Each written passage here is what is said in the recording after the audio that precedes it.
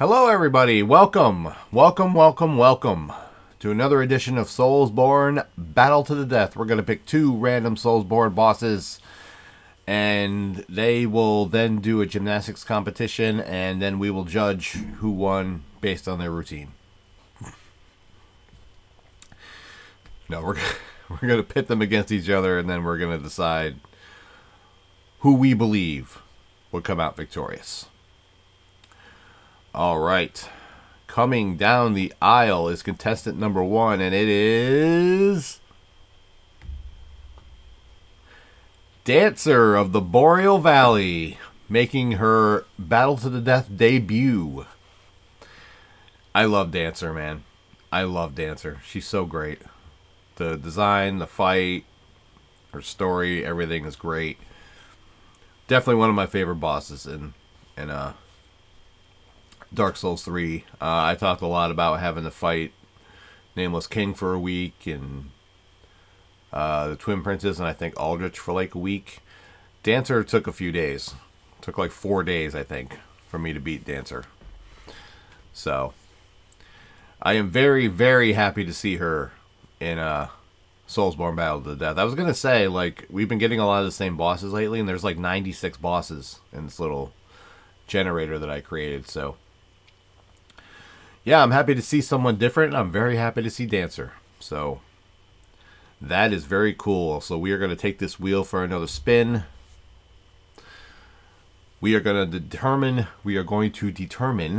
the opponent for Dancer of the Boreal Valley. Oh my, how's everybody's week going? It's been very tiring. For me, very, very tiring. But things are good. Things are very, very good. All right, coming down the aisle, the opponent for Dancer of the Boreal Valley, and it is the Looking Glass Knight. Ooh, this is a very, very different fight. Where is the Looking Glass Knight from? I am so bad with these. Is this a Bloodborne boss? I don't think so. Dark Souls 2, I think. Looking Glass Knight, I think, is Dark Souls 2. I have now been told by my Google machine that yes, it is in fact Dark Souls 2.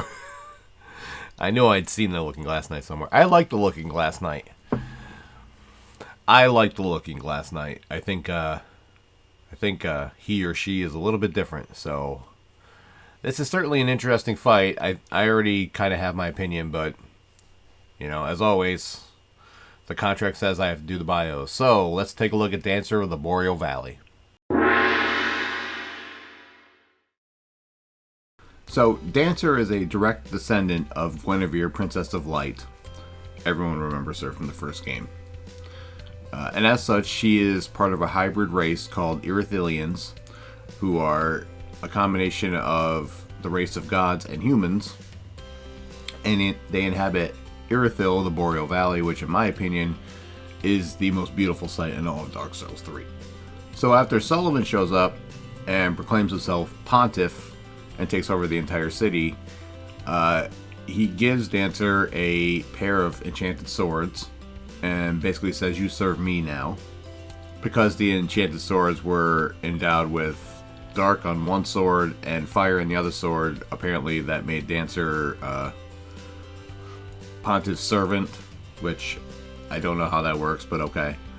After Prince Lothric refuses to link the first flame and prolong the Age of Flame or whatever, Sullivan all of a sudden decides that Dancer should be a Boreal Outrider Knight and basically sends her into exile. So what we can really deduce from these incidents and put them together and analyze them, and, you know, we can spend hours and hours going through all of this, and then in the end we can come to the conclusion that Pontiff Sullivan is a total dick. First he's like, "The city is mine now, here are some swords, you serve me," and then all of a sudden it's, "Get out of here, you're not welcome here anymore." There's no explanation in between either one of those.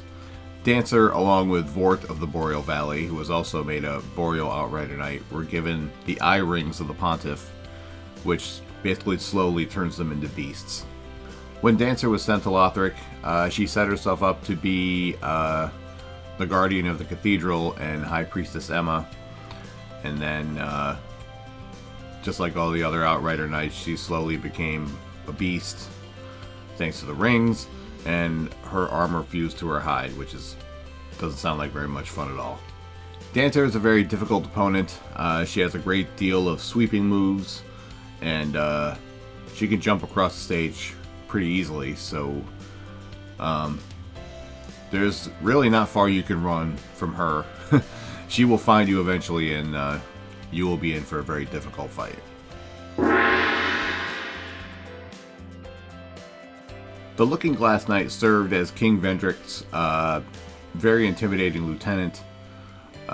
He wields a thorn greatsword and a mirrored shield that gives him the ability to tap into other worlds, which is kind of interesting. In the glory days of King Vendrick's reign, Looking Glass Knight served as someone who, if someone wanted to come and serve in King Vendrick's army, they had to face the Looking Glass Knight first, which I guess that makes sense. If you can survive him or whatever, you know, you'd be a worthy addition to the army. But he's a pretty intimidating sight, so I'm pretty sure I'd be pooping my pants if I was in that position. After King Vendrick finally comes to the realization that that backstabbing bitch of a queen of his, Nashandra, was only after the first flame and his great soul, Vendrick flees to the undead crypt so that Nashandra cannot get a hold of those things. And basically he goes in there and becomes hollow and just is cursed to wander the halls just endlessly for the end of time, until you come along and kill him should you choose to do so.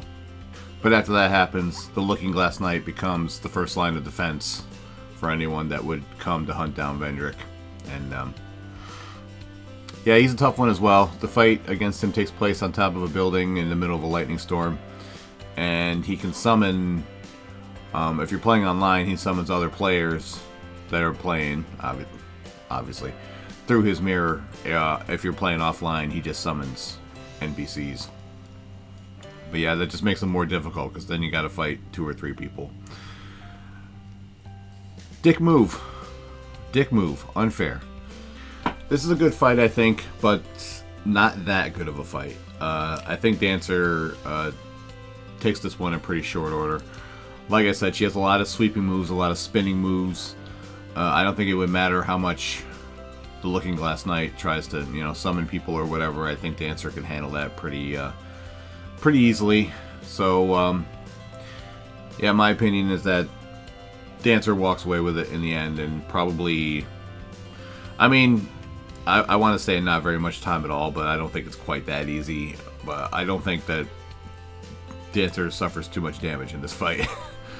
I think she takes it pretty handily. But that's just my opinion. Feel free to leave yours in the comments. And with that, I'm going to bring this episode of SoulsBorne Battle to the Death to an end. RobertBlanchardBooks.com if you're interested in my books. If you'd like to hear more about them, the Rise of Dragons podcast, wherever you find your favorite podcasts.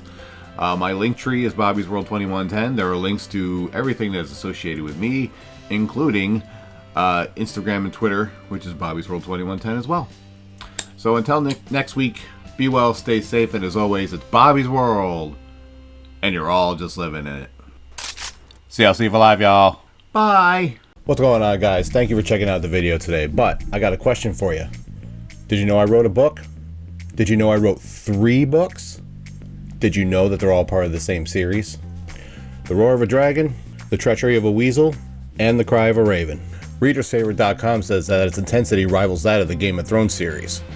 Now, I personally think that's crazy, but it's not for me to judge. It's for you to judge. Go to RobertBlanchardBooks.com and you can check out the books right now. But wait, that's not all. All 3 books got 5-star reviews at ReadersFavorite.com. These books won the Silver Medal in the Literary Titan Awards. The Cry of a Raven won silver at the Global eBook Awards. So what are you waiting for? Read about Aiden's dream to become a Knight of Delmar. Read about his death and resurrection. Oops, I gave that away, didn't I? And read about his journey back home from 3,000 years in the future to stop the evil that started in Delmar. Go to RobertBlanchardBooks.com. You can read the first 3 chapters of each book there for free. And then, if you're interested, you can buy the books there as well. And if you've already read the books or you just want to hear more about them, you can check out the Rise of Dragons podcast. You can listen to it wherever you listen to your favorite podcast, and in every episode I cover a character from the book, an event from the book, my journey into writing, and everything in between. Ripley, what do you got to say about all this? Give me a treat or I will end you. You know she's telling you to check out the books. Go to robertblanchardbooks.com to check out the books, or listen to the Rise of Dragons podcast if you want to hear about them. That's all I got to say, and thank you for watching this video.